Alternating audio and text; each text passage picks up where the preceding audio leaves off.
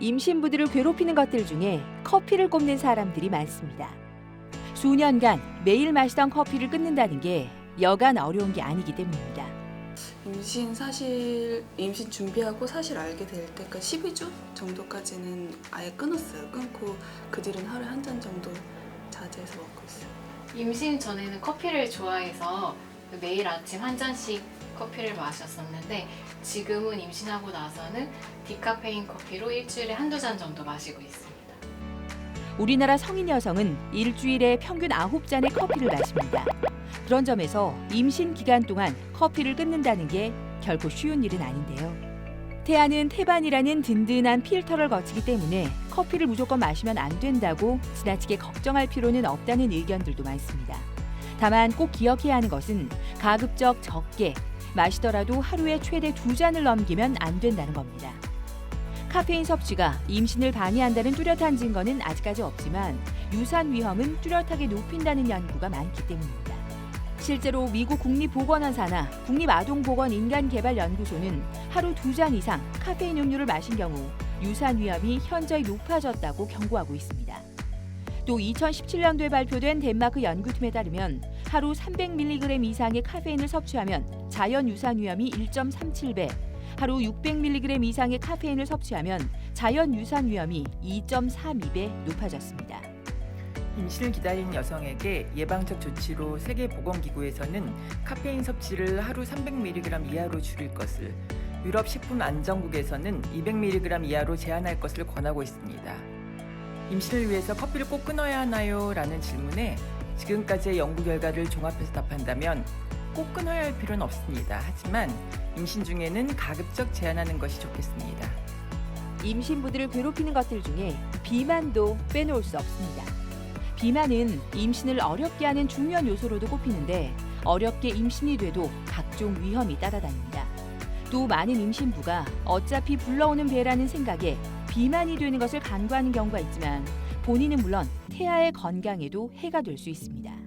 임신 전에는 첫째 아이 출산하고 나서여서 이제 다이어트 목적으로 뭐 이것저것 헬스도 하고 필라테스도 하고 했었는데요.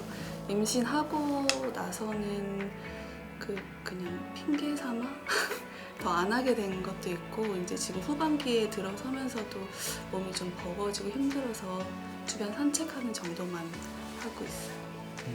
임신 전에는 요가 하고 있었고 필라테스 조금 하고 있었는데 임신 후에는 지금 걷기 운동 정도만 하고 있습니다. 실제로 임신 전 비만했던 여성은 임신 후 임신성 당뇨에 걸릴 확률이 13.1%로 이는 정상 체중 여성의 4배 이상이었습니다.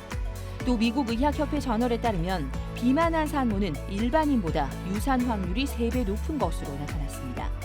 뿐만 아니라 비만은 각종 합병증이 본인과 태아에게 나쁜 영향을 끼칠 수 있는데 태아가 자라면서 비만이 될 가능성도 높입니다. 임신 중에 이제 체중이 기준치 이상으로 증가했을 때 임신 전처럼 감량은 하지 않는 것이 좋고 가능하면 최소한 이제 더 찌지 않도록 유지하는 수준으로 해야 되는데요.